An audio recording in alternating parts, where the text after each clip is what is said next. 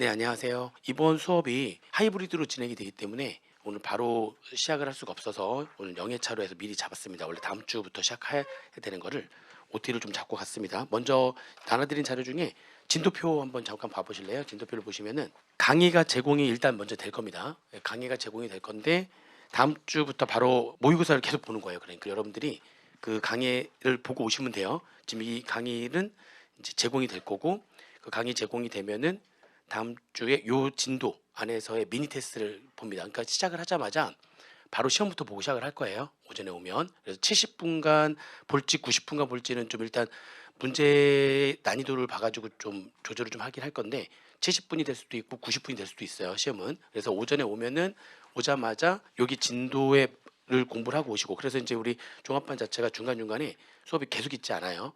중간에 몇 개를 빼놓고 요 수업을 듣고 오시면서 1회차에 여기 진도에 따른 미니 테스트 문제를 풀 겁니다. 70분이 될 수도 있고 90분이 될 수도 있고 그러면 그렇게 문제를 풀고 난 다음에 9시부터 10시 10분 또는 뭐 10시 30분이 되겠죠. 그래서 진도에 맞춘 미니 테스트예요. 그러니까 문제가 굉장히 어려운 문제는 아니에요. 1순환이니까 어려운 문제는 아니고 전반적으로 그 범위 안에 있는 모든 테마들을 다 건드리는 문제들이 다 크지 않은 문제들로 해서 계속 쭉쭉쭉 나올 거예요.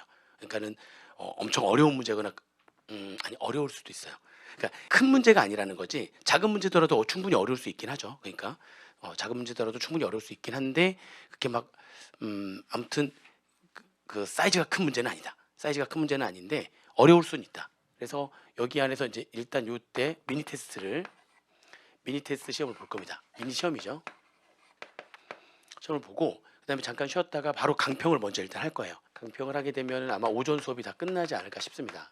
약간 쉬었다가 강평 들어가면은 강평은 한 2시간 반 정도 강평을 할 거기 때문에 그러면은 1시 정도까지 잠깐 쉬었다가 1시 정도까지 해서 강평을 할 거예요. 그러고 난 다음에 식사하시고 난 다음에 2시부터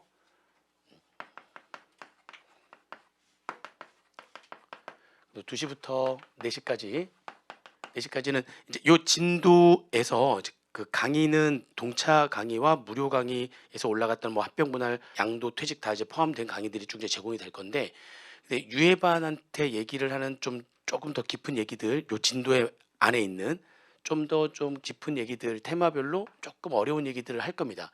좀 심화된 내용들 강의를 할 거고요. 그리고 법소부에서 지금 이게 뭐냐면 법안이 지금 나와 있는 상태죠. 아직 법이 통과는 되지 않았고 통과는 아마 12월 모르겠어요. 지금 정부가 이건 정부 아니거든요. 정부가 안을 내세웠는데 아시다시피 뭐 정부하고 국회가 서로 다른 당이다 보니까 통과가 이렇게 쉽게 될 것 같지는 않은 것도 좀 있고 그래요. 근데 아무튼 통과는 빠르면은 매년 12월 한 13일에서 15일 정도 그게 빠른 거고요. 좀 늦으면은 12월 말 정도에 통과가 됩니다. 12월 31일 막 이렇게. 근데 아무튼 지금 거기 이거는 법안 올라오고 또 시행령도 주요 내용은 안이 올라온 내용들 법소부만 우리 그 기본서의 챕터에 따라 가지고 신구조문 대입표로 지금 이렇게 다 만들어 놨거든요. 그러니까 기본서의 챕터에 맞는 거예요. 근데 요 심한 내용하고 그리고 이제 개정안으로 올라온 거 그 진도에 맞춘 개정안 내용을 좀 설명을 좀 드리긴 할 겁니다. 이게 통과는 그래도 한 4분의 3 정도는 통과가 될 거기 때문에 간단하게라도 설명을 드릴 거예요. 뭐 깊이 있게는 안 할 거예요. 아직 통과되진 않았기 때문에. 그래서 간단하게 어떤 것들이 통과될 것 같다. 이게 무슨 내용이다. 좀 어려운 내용들도 좀 있긴 하거든요.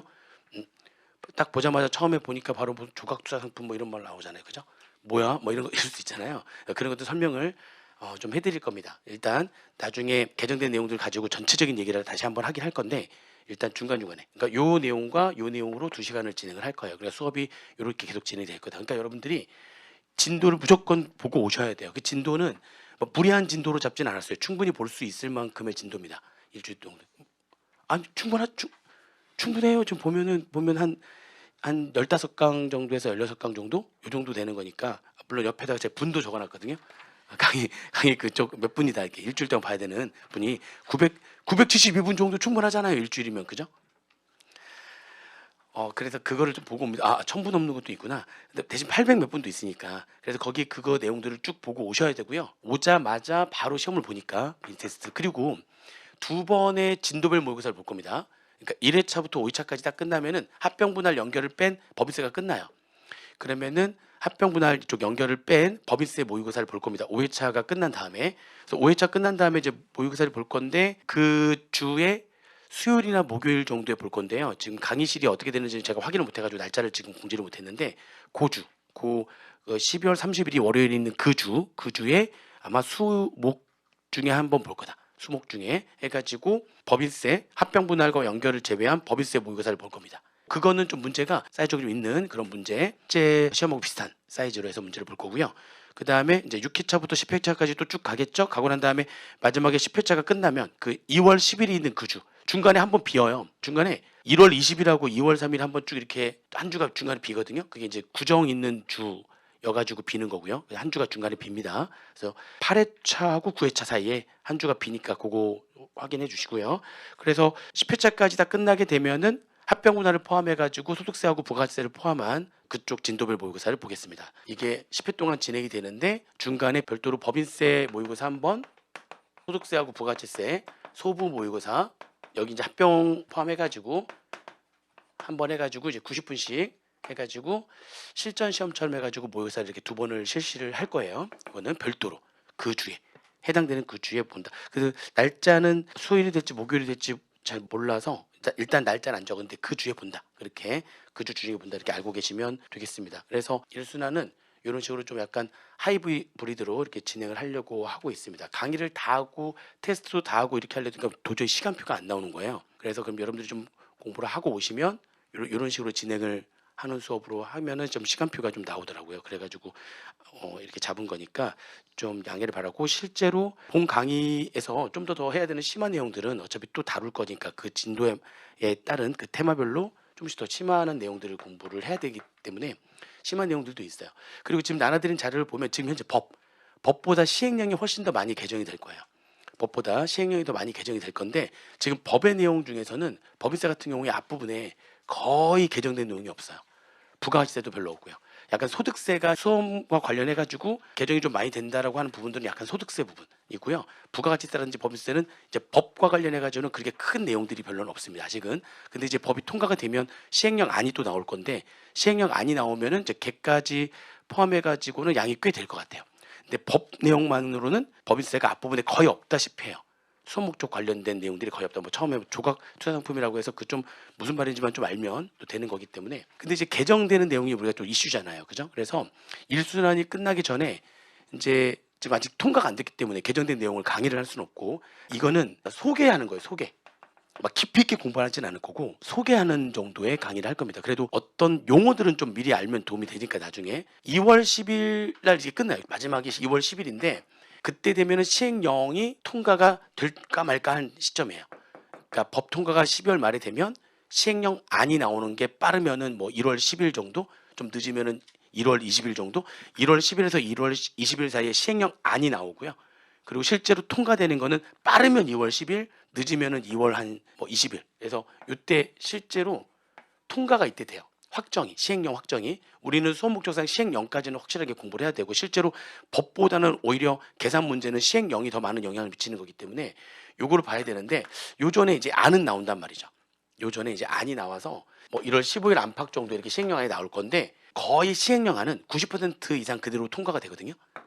시행령 안은 이미 법은 통과가 된 상태에서 그거에 대한 구체적인 범위이다 보니까 그렇게 많이 개정이 안 돼요. 안에 거의 90%가 그대로 통과가 되니까 요거를 가지고 작업을 해서 예상은 제일 마지막에 써 있잖아요. 이제 시행령까지 반영해서 두 번에 걸쳐 가지고요. 이제 그날 다 일요일인데 2월 9일과 2월 16일 날 이틀에 걸쳐 가지고 개정 내용 법이랑 시행령까지 개정 내용을 반영해서 내용도 좀 더 자세하게 유인물이 나갈 거고 그리고 그거를 반영해서 문제들이 영향 미치는 것들이 또 있을 거 아니에요. 그럼 그 반영한 문제들까지 다 유인물로 만들어 가지고 이틀 동안 개정 내용을 반영한 세무회계 특강을 할 겁니다. 그러니까 개정된 내용 다시 한번 쫙 정리하고 그 개정된 내용들이 반영된 문제들 만들어 가지고 그 문제도 쭉 풀고 두 번에 걸쳐서 하면은 충분할 것 같아요. 예전에도 두 번 정도 하니까 충분하더라고요. 6시간씩이니까 충분히 하지 않을까 싶습니다. 이 개정된 양이 얼마나 될지 몰라가지고 일단 두 번을 잡았는데 뭐 시행령이 엄청 많이 개정이 돼가지고 한 번 정도 더 할 수도 있긴 하는 거니까 약간 유동적이기는 해요. 근데 일단 평년 같으면 두 번이면 충분하다. 이렇게 보시면 되겠습니다. 그래서 회계학 2부의 유의 1순위는 이렇게 마무리가 될 거예요. 이 시험들 매주 10회에 걸쳐서 보는 시험들은 지금 현재 내용으로 그냥 쭉 보시면 돼요. 그러면 시험을 그걸로 보고 강평 듣고 식사하고 그리고 채점을 계속 해야 되잖아요. 시험을 보고 여러분들이 시험지를 이제 제출을 해 주시는데 제출할 때 여러분들이 이제 뭐 사진을 찍거나 해가지고 채점하는데 시간이 좀 걸릴 거니까 본인들이 복습을 바로 하려면 답안지를 제출을 해버리면 나중에 복습할 때 기억이 잘 안 나거든요. 그런 경우가 많아요. 정확하게 내가 이거 어떻게 썼더라 기억이 잘 안 나요. 그날 이제 문제 푼 거에 대해서 틀린 거 바로바로 복습을 하셔야 되는데 지금 우리가 이 미니 테스트를 보는 거 있잖아요. 이거의 목적이 점수를 잘 맞으려고 보는 게 아니에요. 물론 잘 맞으면 좋죠. 잘 맞으면 좋은데 제일 중요한 목적은 뭐냐면 제가 그 테마별로 빠뜨리지 않고 미니 테스트에서는 쫙 다 나온다고 그랬잖아요. 그러면 문제를 풀다 보면은 뭔가 순간적으로 생각이 잘 안 나거나 순간적으로 좀 헷갈리거나 내가 공부하면서 놓친 부분이 있거나 그런 부분들을 확인하게 하려고 시험을 보는 거란 말이에요. 모든 테마별로 다 쫙 나올 건데 이 범위 안에 있는 보면서 뭔가가 좀 걸리는 것들이 있으면 그날 바로 이제 딱 틀린 거는 당연히 다시 확인해야 되고 맞췄더라도 명확하게 기억이 나서 맞춘 게 아니라면 그러면 그 내용들은 다시 그날 바로 복습을 하셔야 될 거 아니에요. 이 미니 테스트의 목적은 여러분들 점수를 잘 맞게 하려고 하는 목적이 아니라 일단 1순위는 여러분들이 내용을 다 숙지를 하는 게 목적이기 때문에 중간중간에 완전히 틀려도 돼요. 그 틀린 거를 그날 수업 끝나고 난 다음에 그날 완전히 다시 다 자기 걸로 만들어가는 게 그게 목적이에요. 그게 목표란 말이에요. 이거에 틀린 부분들 다 다시 또 확인해야 되는데 답안지를 제출해버리면 그러면 내가 틀린 거 뭐라고 썼는지 잘 기억이 정확히 안 날 수가 있기 때문에 그렇죠? 그러니까 프린트를 해가지고요. 저한테는 원본을 제출해 주시고 그리고 프린트한 거는 여러분들이 가지고 프린트를 해도 되고 사진을 찍어도 되고 사진 찍어서 프린트하면 되니까 그래서 아무튼 원본은 저한테 제출해 주시고 복사본을 가지고라도 여러분들이 복습을 하셔야 된다는 거죠. 답안지 제출하실 때 그래서 바로 걷지 않을 거예요. 바로 걷지 않을 거니까 이때 걷을 거거든요. 그래서 프린트 하셔가지고 잠깐 좀 여유를 좀 둘 거거든요. 그때 프린트해도 되고 아니면 사진을 그냥 바로 찍으면 되는 거니까 사진 찍어서 그 답안지 있으면 옆에 오답 노트 같은 거 하나 따로 만드셔가지고 그 1회차 모의고사에 번호 딱 달고 이제 문제 풀이 할 때 자기가 문제 푼 거 보면서 강평 들으시면 돼요. 제출은 이때 하지 말라고요. 강평까지 다 들은 다음에 제출하시면 돼요. 아시겠죠? 그리고 그날 복습할 때는 내가 이제 걷어갔으니까 복습할 때는 오답 노트라든지 노트에다가 별도로 따로 막 적어놨을 거 아닙니까? 그럼 본인이 필기한 거랑 비교하고 교재랑 본인이 쓴 답안이랑 그리고 수업 시간에 제가 얘기했던 내용이랑 비교하면서 다시 한번 복습해가지고 그 주에 공부했던 그 파트를 완벽하게 그날 저녁까지 해서 가지고 가는 거예요. 공부했다고 해가지고 완벽하게 다 내 머릿속에 들어오는 거 아니잖아요. 그래서 테스트를 다 보는 거고 테스트 결과 내가 헷갈려 했거나 아니면 잘 몰랐던 부분들을 확실하게 가져가는 거 연습하는 거예요. 그거 하는 게 1순위예요. 그러니까 1순위에서 이 미니 모의고사 점수는 그렇게 의미가 있지 않아요. 이거 끝난 뒤에 얘가 의미가 있는 거지. 내가 잘 몰랐던 부분들을 가져가는 거가 의미가 있는 겁니다. 진도 공부를 다 하고 오셔야 되겠죠. 무조건 보고 시험 보고 이 과정들을 잘 거치고 나면은 많은 공부가 좀 되지 않을까 그런 생각이 좀 듭니다. 두 번째로 체크리스트는 약간 업데이트를 해가지고 동차 때 나눠드린 자료가 있는데 이번에 뭐 살짝 업그레이드 했어요. 거기 안에들 내용 보시면은 뭔가 살짝 조금 바뀌었네요. 한 뭐 중간에 전체적으로 한 10개 정도 살짝 바꿨는데 그거 내용 보시면서 다시 한번 정리를 하시면 좋습니다. 동차 때의 체크리스트 작업을 미리 하셨던 분들 같은 경우에도 다시 한번 체크리스트를 정리하시면은 내용이 정보가 많이 될 거니까 여기 안에서 지금 얘기하는 이 내용들 있잖아요. 이 내용들 물론 아직 개정안은 반영하지 않았습니다. 통과 여부를 확실하게 모르기 때문에 근데 지금 현재 있는 내용을 가지고 답안 작성 전부 다 여기 있는 답안 작성을 다 쭉 해서서 본인이 만드시면 좋습니다. 이번에 동차 합격한 친구 한 명이 카페에다가 이거 자기가 체크리스트 한 거 답을 이렇게 올렸어요. 제 카페 들어가 보면은 거기 올려놨어요. 그래가지고 워드 작업을 한 게 아니라 거기에다 그냥 손으로 자기가 다 작업을 했더라고요. 보니까 나름대로 좀 깔끔하게 정리를 하긴 했는데 그 본인이 만들면 훨씬 더 도움이 되는 거라서 제가 이걸 답을 주는 것보다는 본인이 직접 만드는 게 훨씬 도움이 많이 됩니다. 그리고 만드는 과정에서 이건 답이 뭐죠? 잘 모르는 부분도 분명히 있을 수가 있어요. 그런 것들은 와서 물어보시면 됩니다. 물어볼 수밖에 없는 게 몇 개 들어가 있어요. 근데 그것도 안 물어보면은 지금 안 하고 있다는 거죠. 그러니까 이걸 만들지 않고 있다는 겁니다. 리스트별로 내가 여기서 몇 가지를 구분할 수 있다, 몇 가지를 말할 수 있다, 몇 가지 설명할 수 있다 해가지고 그 내용들이 각 테마별로 질문들이 쫙 뭐 어떤 건 3개, 어떤 건 5개, 어떤 건 10개 각 테마별로 쫙 이렇게 질문들이 있단 말이죠. 질문의 순서도 공부의 순서대로 쭉 되어 있고요.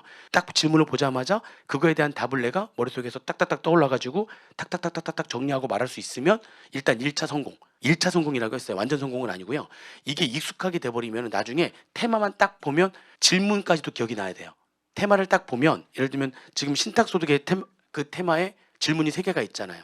처음에는 그 질문을 보면서 답을 떠올리면 1차 성공이에요. 질문을 보면서 신탁재산에 귀속되는 소득에 대한 납세 의무를 원칙과 예외 2가지로 구분할 수 있다. 그럼 그거를 납세 의무자가 원칙은 누구고 예외 2가지는 뭐 위탁자가 되는 경우가 있고 법인과 신탁재산이 있다 해가지고 그게 어떤 경우에 위탁자가 예외가 되고 어떤 경우에 법인과 신탁재산이 되는지 그 요건을 탁탁탁탁탁탁 설명할 수 있으면 일단 1차 성공이에요. 그것도 안 되면 안 되는 거죠. 그러니까 질문을 보면서 내용들을 딱딱딱딱 떠올릴 수 있으면 1차 성공. 2차는 딱 테마만 보더라도 질문 3개가 떠올릴 정도가 되면 그게 2차 성공이에요. 근데 그렇게까지 되려면 진짜 많이 돌리셔야 돼요. 진짜 많이 돌리셔야 테마를 딱 보는 순간 질문까지도 순서대로 쭉 질문이 떠올라야 된다고요. 한두 번 정리해가지고 하는 거는 딱 질문을 보고 답 간신히 얘기할 정도. 그 정도는 한 2번 정도, 3번 정도도 그 정도밖에 안 되고요. 4번, 5번 정도까지 가면 질문까지 떠오르게 됩니다.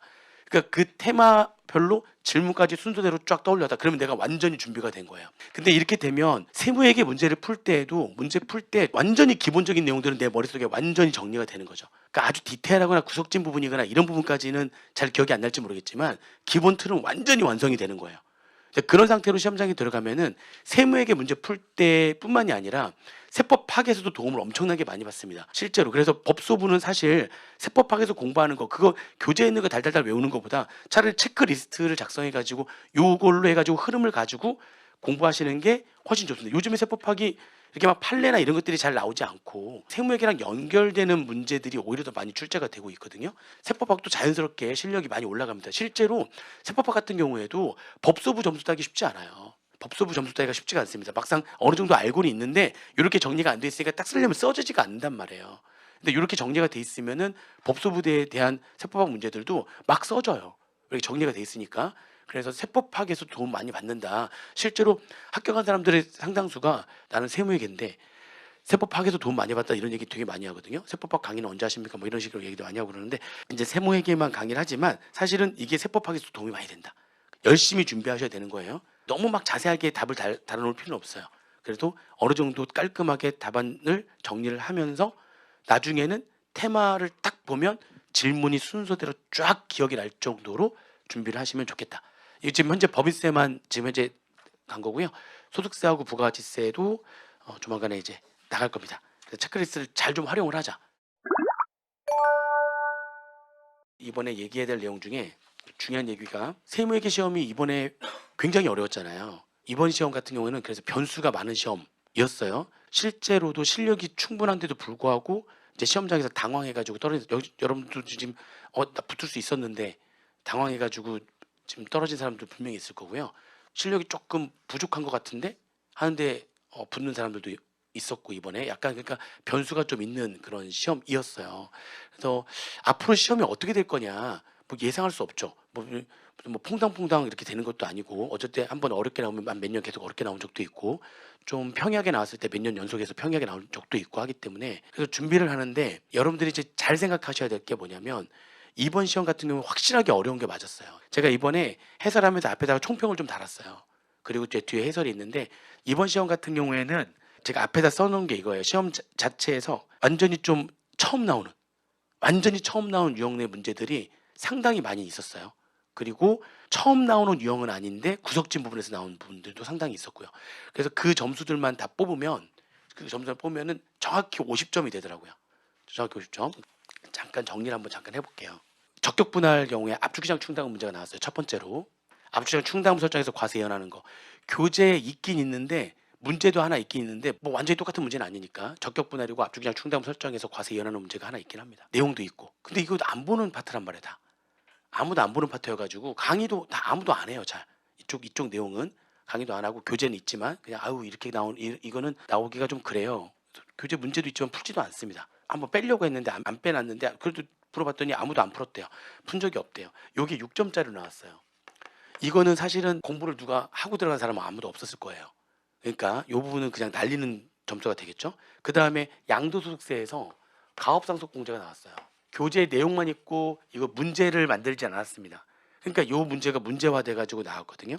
그래서 수업 시간에 가업상속공제에 대해서 계산하는 거에 대해서 말로 정리는 했지만 실제로 뭐 양도소득세 잘 보지도 않을 뿐만 아니라 본다고 할지라도 좀 구석진 부분이죠. 양도소득세 쪽에서 구석진 부분이라서 이것도 가져간 사람이 없었을 거예요. 가업상속공제에 대한 이거에 대한 2월 과세 요게 8점짜리였어요. 그러니까 이 부분은 가져간 사람이 없었어요. 가져갔다 할지라도 아시잖아요. 한두 번 봐가지고 시험장에서 기억날 것 같아요? 안 난단 말이에요. 그러니까 이걸 봤던 사람들도 시험장 보면 뭐더라? 이렇게 되는 부분이니까 이거를 푼 사람들은 없었단 말이에요. 그러니까 이번 시험에 고득점자는 어차피 없었거든요. 붙은 사람들 다 40점대 아니면 진짜 50 몇 점 맞은 사람이 고득점이었으니까 평균이 20 몇 점이었으니까요. 그래 말 다 했죠. 그죠? 꽈락률도 78점 몇 %면 거의 80% 이건 말도 안 되는 시험이었는데 그러니까 이렇게 이런 것들이 막 나왔으니까 그렇죠. 문제를 푼 사람들이 아예 없었단 말이죠. 합격한 사람들 물어봤죠. 풀었냐니까 그걸 왜 풀어요? 다 왜 풀어요? 왜 풀어요? 이거는 아예 준비한 사람이 없었을 거고. 세 번째로는 법인세에서 수익 관련 환불 충당금 뭐 이런 충당금 해가지고 충당 관련된 문제들에 관련된 문제가 수익 관련된 문제, 수익 관련 문제 다 포함해가지고 7점 정도. 이 문제 7점 정도의 문제는 요거는 좀 막 완전히 뭐 모르는 내용은 아닌데 보면은 평소에 볼 수 없 처음 보는 유형의 문제. 유형 자체가 처음 보는 유형의 문제였기 때문에 아마도 건드리는 사람이 좀 많지 않았지 않았나 이런 생각이 듭니다. 그 다음에 의제배당을 포함해가지고 합병 차익을 자본 전입하는 의제배당 문제가 처음 나왔단 말이죠. 의제배당 첫 번째 유형의 의제배당과 그리고 첫 번째 유형의 의제배당 이후에 두 번째 유형의 의제배당까지 포함한 문제. 근데 이 첫 번째 유형의 의제배당은 또 합병 차익을 자본 전입하는 문제로 해가지고 문제가 또 출제가 됐기 때문에 처음 보는 유형이어가지고 유형이 이게 얘네들은 다 처음 보는 유형이었어요. 이게 또 15점짜리였단 말이죠. 이렇게 얘네들은 또 유형이 처음 보는 유형이에요. 그래도 합병 차익에 대한 합병을 공부해서 합병 차익에 대한 구분을 할 줄 알았다면 문제를 풀 수 있는데 합병을 또 그렇게 자세하게 또 보지 않으니까 그냥 이것도 어떻게 보면 좀 구석진 부분이라고 볼 수가 있죠. 응? 그래서 좀 더 어려웠을 거다. 그 다음에 불균등 증자 같은 경우에는 교재에도 있고 이게 2012년도에 회계사 기출 문제로 출제가 됐던 문제를 숫자만 바꿔가지고 그대로 나왔단 말이에요. 근데 회계사 기출 문제에서도 그때 그해 이게 가장 어려운 문제였는데 이렇게 어려운 거 많이 나오는데 거기다 얘까지 또 나왔던 거죠. 이게 12점짜리였는데 우리 교재 그대로 있어요. 기출 문제가 그대로 있는데 그 기출 문제도 수업 시간에도 절반만 푼단 말이에요.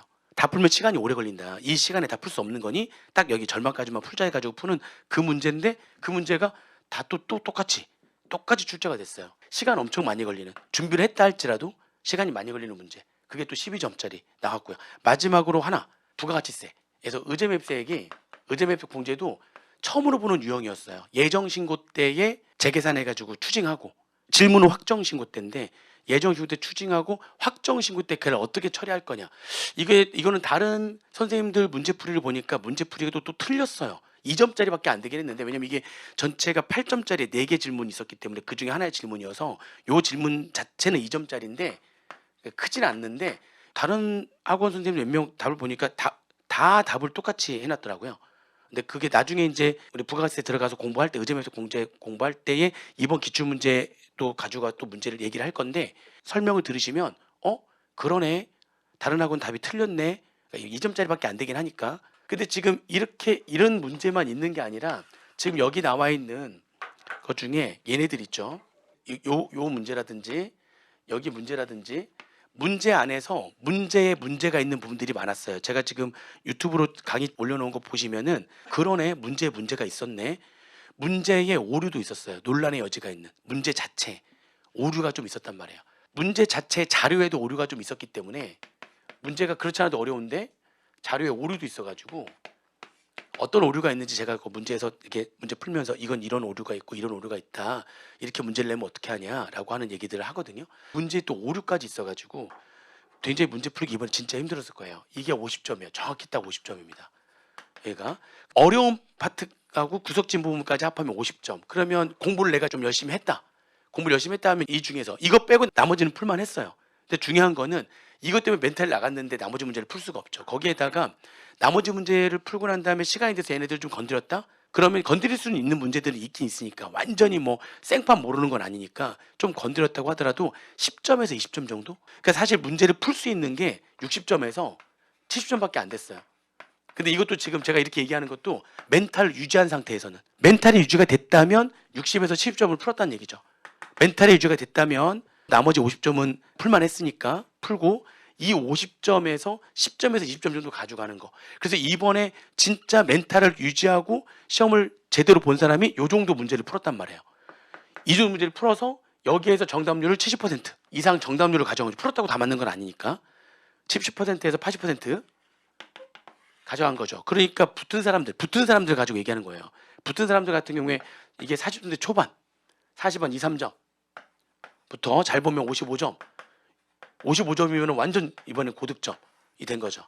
근데 이게 지금 붙은 사람에 대한 얘기라고요. 지금 요게 그렇죠? 이번 시험은 이렇게나 돼버리니까 시험 문제를 딱 보는 순간 멘탈이 일단 나가버려서 문제를 제대로 풀 수가 없었어요. 나머지 50점이 눈에 보이질 않죠. 그러니까 이런 시험 문제를 앞으로 또 안 나온다는 보장이 없어요. 회계학 2부 같은 경우에 이번 시험 이런 느낌이에요. 그러니까 마음만 먹으면 이렇게 될 수 있다. 응? 마음만 먹으면 이렇게 될 수 있다.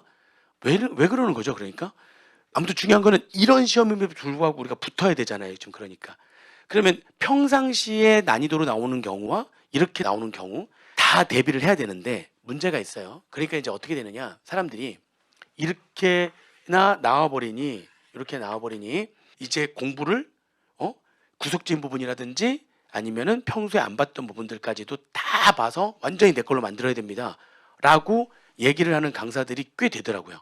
그죠? 그럼 저는 진짜 그 강사들한테 얘기하고 싶어요. 본인이 공부할 때 그렇게 했는지, 본인이 공부할 때 진짜 하나도 빠뜨리지 않고, 아니 저는 강사니까 당연히 저는 다 준비를 해야죠. 아니 왜 본인이 준비해야 될 걸 학생들한테 얘기를 하는 거죠? 수험생들한테. 저는 다 준비를 해야 되는 거지만 실제로 수험생들이 이걸 어떻게 준비를 해야 될 것도 한두 개도 아니고, 수험생들은 아직 경험도 많지 않기 때문에 기존에 알고 있던 내용, 머리는 한계가, 사람은 머리가 한계가 있죠. 이게 머리가 그냥 계속 흡수할 수가 없어요. 들어오는 게 있으면 나갈 수밖에 없습니다. 들어오고 나오고 이게 딱 정해져 있기 때문에 내가 무슨 아인슈타인도 아니고 계속 빨아들이면서 쭉쭉쭉 빨아들이는 것도 아니고 안 돼요. 근데 이거를 다 하라고요? 본인도 다 못할 거면서, 그냥 3번만 강의하는 사람도 이거 다 못할 거면서, 일일이 다 구석진 부분 다 못할 거면서, 그러면서 수강생들한테 막 탁 던지고 다 해야 된다. 이제 말은 쉽죠. 이거 안 된단 말이에요. 이걸 어떻게 다 해요? 좋아요. 다 한다고 쳐도 그게 시험장에서 기억이 나겠어요? 안 난다니까요. 한 번, 두 번, 세 번 본 거는 볼 때는 했지 모르겠지만 진짜 시험장에 딱 들어가면 전혀 기억이 안 나요. 완전히 내 거가 되지 않는 한 시험장에서는 기억이 안 나요. 수업 시간에 듣고서 막 하고 난 다음에 바로 그날 복습을 할 때도 문제 뭐라고 했더라 선생님이? 이게 기억이 안 나네. 그날 수업 들은 것도 문제 풀 때 기억이 안 나는 게 있는데 1년 내내 준비를 하면서 이렇게 구석진 부분들, 어려운 부분들이 이게 머릿속에 박힌다고요? 안 박힌다니까요.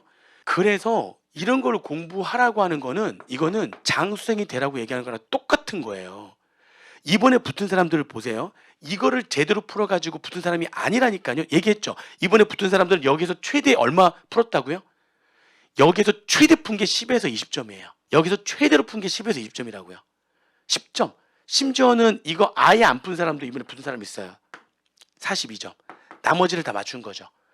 그러니까 지금 우리가 해야 될 일은 뭐냐면 구석진 부분을 보는 게 아니에요. 이거 봐봤자 시험장에서 기억도 안 나는데 이걸 왜 봐요? 기억도 안 나요. 물론 수업에 할 겁니다. 할 거예요. 혹시 시험장에서 나올 때 순간적으로 맞아 이랬었지 기억이 날 수도 있거든요. 그러니까 이런 것들을 언급을 하긴 할 거예요. 그리고 앞으로 우리가 모의고사 볼 때에도 1순환에서는 웬만하면 건드지 않겠지만 2순환과 3순환은 킬러 문항들이 들어갈 거예요. 이제 하나씩 이제 이런 식의 막 구석지고 평소에 잘 보지 않은 문제들 들어갈 거예요. 근데 그 들어가는 게 풀라고 들어가는 게 아니에요. 좀 이따 제가 얘기하겠지만 그걸 집어넣는 이유가 있어요. 풀으라고 하는 게 아닙니다. 근데 다 집어넣을 거예요. 실제 시험장에서 하고 똑같은 긴장감으로 문제를 풀어야 되고, 걔네들을 풀지 말라고 문제를 내는 거예요. 걔를 빼고 나머지 문제를 풀으라고 문제를 내는 거라고요. 무슨 말인지 아시겠어요? 얘네들을 풀면은 안 됩니다. 이번 시험에 딱 문제 들어가자마자 법인세가 딱 봤더니 법인세가 지금 다 난리죠. 지금 얘가 지금 이 중에서 이게 법인세입니다. 지금 소득세하고 부가가치세는 하나 정도씩이 문제가 됐었고, 법인세는 아니 지금 문제 물은 몇 개 되지도 않는데 그 중에 4개가 난리, 점수만 보더라도 법인세가 난리 아니죠. 지금 50점짜리 중에서 지금 몇 점이에요 이게? 이거 하면 지금 벌써 34 거의 다 아냐? 근데 이 정도가 돼버리니까 아무리 내가 법인세가 자신 있다 할지라도 이번에 딱 보자마자 법인세를 먼저 풀면 당연히 안 되죠. 법인세를 먼저 딱 풀면서 멘탈 나가가지고 나중에 소득 부가가치세도 제대로 못 푸니까 다 과락 나온 거죠. 반대로 문제를 딱 봤을 때 어떻게 해야 되는 거냐. 이제 앞으로 우리는 저런 부분들에 대한 언급을 안 하겠다는 게 아니에요. 하겠지만 여러분들이 이거 중심으로 공부, 이런 구석진 부분을 중심으로 공부하는 게 아니라고요. 그냥 잘 듣고 그날 복습하고 끝내시면 돼요. 혹시나 머릿속에 남을 수 있어요. 그걸 가지고 2번, 3번, 4번 보지 말라고요. 왜냐하면 머리가 한계가 있기 때문에 이런 구석진 부분들이 머리에 들어가게 되면 기본적인 부분들은 날아가게 돼 있어요. 기본적인 부분들이 희미하다고요. 근데 실제로 시험장에 들어가면은 얘는 나오더라도 맞출 확률이 떨어져요. 내가 2번, 3번 봤다 할지라도. 근데 나머지 50점 있죠. 얘는 기본적인 부분이기 때문에 얘네들은 맞출 확률이 훨씬 높다고요. 우리가 지금 해야 될 거는 뭐냐면 얘에 대한 거, 그리고 여기에서 어느 정도 문제를 좀 더 풀 거고 여기에서의 정답률을 확실하게 높일 거예요. 무조건 점수를 확보한다는 거죠. 여기서 점수를 최대한 확보하고 여기에서 어느 정도 점수를 득해서 시험에서 붙는 거로 가는 거죠. 이런 시험이 나오면 과락만 넘기면 합격이란 말이에요. 제가 이거 총평할 때, 유튜브 총평할 때 이번 시험은 칼채점으로 회계학 2부가 과락만 넘기면 무조건 붙는 시험입니다. 이렇게 얘기를 했어요. 커트라인이 45점밖에 안 나왔잖아요. 과락만 넘기면 붙는 시험이었기 때문에 그런 거죠. 세법학 1, 2부가 평년보다 좀 쉽거나 뭐 평이하게 좀 출제가 된 부분이 있는데도 불구하고 커트라인은 45점밖에 안 됐잖아요. 과락을 맞았으니까. 과락만 넘기면 붙는 시험이었단 말이죠. 그러니까 이런 시험에서 어떻게 고득점이 나오냐고요. 이런 시험에서 어떻게 70점을 맞냐고요. 아니라니까요. 이런 시험은 명과락을 하면 붙는 시험이 되는 거예요. 명가락이면. 그러니까 여기에 정답률을 높이고, 이거는 수업에서 얘기를 하겠지만 여기에 너무 힘을 싣는 게 아니라고요. 그냥 딱 듣고 복습 딱 하고 정리 한번 딱 하면 끝이에요. 나중에 한 번 정도 보시는 거예요. 막 깊이 있게 얘를 머리에 막 집어넣으려고 하지 마세요. 그냥 그 정도로 확실하게 딱 보고 딱 정리 한번 딱 하고 그냥 끝내세요. 나중에 시험장에서 혹시나 기억나면 풀 수 있게. 그 정도. 우리는 얘를 계속 보는 거예요. 얘를 계속 봐가지고 이거의 정답률을 높여야 붙는 겁니다. 이번 시험에서 80점 맞은 사람 아무도 없어요. 평상시에 시험에서는 회계학 2부에서 90점 맞은 사람도 있었어요. 평상시 시험에서는 이런 킬러 문항들이 안 나왔으니까 80점 이상 90점 이상 나왔습니다. 근데 이번 시험에 나왔다고? 안 나왔어요. 수석도 그렇게 안 나왔다고요. 55점이면 완전히 고득점인데요. 다 40점대 해가지고 이번에 붙은 거지. 그러면 우리가 해야 될 건 뭐냐면 쟤네들을 수업 시간에 하겠지만 너무 힘 실지 말자. 결국에는 뭐 하자는 거예요. 기본이에요. 기본이 진짜 중요합니다. 이거를 더 확실하게 하셔가지고 이거에 대한 정답률을 높여야 돼요. 이거를 더 확실하게 하자. 이게 첫 번째로 해야 될 일입니다. 첫 번째로 해야 될 거, 기본을 더 확실하게 한다. 얘는 한번 듣고 복습하고 정리하고 끝. 아시겠죠? 이거를 막 여기에 너무 막 파고들 필요 없어요. 응? 그래서 이런 부분들 위주로 해서 너무 질문을 많이 하면 제가 뭐라고 할 거예요. 그 테마에 기본적인 거를 제가 한 3개 정도 물어볼 거예요. 근데 그걸 대답을 못하면 당장 이거 다 버리라고 할 거예요. 이것도 지금 대답을 못하면서 왜 이거를 지금 하고 앉아있느냐. 나는 지금 내공이 되지도 않는데 말도 안 되는 무공을 지금 습득하려고 하는 거죠. 그거는 선생님 누구한테 가르치려고 하는 사람들이 하는 일이라고요. 시험장에서 붙을 만한 사람은 그렇게 하면 안 된다고요. 할 게 세법 이것만 있는 게 아니잖아요. 또 다른 것들도 막 해야 되는데. 그죠? 이거 하나만 하는 사람, 그런 사람 강의하는 사람밖에 없잖아요. 이거 하나만 하는 사람, 그런 사람들이 하는 거라고요. 그걸 왜 여러분들이 합니까? 못해요. 못한다고요. 그래서 진짜 그런 질문들 너무 많이 갖고 오면 그 테마의 기본적인 내용 제가 2-3가지 물어봐서 대답을 얼버무리거나 제대로 못하면 오히려 혼날 거예요. 이거 왜 지금 무슨 짓을 하는 거냐. 이거 하셔라. 이게 더 중요하다. 그게 바로 체크리스트예요. 체크리스트를 확실하게 계속적으로 돌려서 전체 틀을 완전히 잡으셔야 돼요. 응? 그래서 이런 부분들이 중요한 게 아니라 이 부분의 정답률을 확실하게 높이겠다. 이게 목표인 거예요. 두 번째는 공부를 많이 했어요. 근데 이번에 실패한 사람들 중에 굉장히 많은 사람들은 시험장에서 안 풀어야 될 걸 푼 거죠. 무슨 얘기냐면 무조건 문제를 풀 때는 점수를 확보할 수 있는 것부터 풀어야 돼요. 그건 기본인데 우리는 그런 기본이 안 돼 있어요. 왜 안 돼 있냐면 강의를 하고 문제를 풀고 강평을 하면 강평 때 안 와요. 시험 보고 그동안 2순환이나 3순환 같은 경우에도 걔네들 이제 모의고사만 보니까 모의고사 보고 가요. 강평은 온라인으로 보겠대요. 그럼 나중에 그 다음 주에 와서 시험 보고 그때 이제 나눠주잖아요. 답을 나눠주면서 이제 이거 이제 봤냐 그러면 아직 못 봤대요. 뭐 하자는 거예요 지금? 왜 가요 그러면? 이게 지금 무슨 얘기를 하는 거냐면 문제를 풀잖아요. 제가 문제를 풀어드리면 여러분들이 그 답안지에 보면 순서대로 쫙 답이 돼 있죠. 근데 제가 문제 풀 때는 그렇게 안 푼단 말이에요.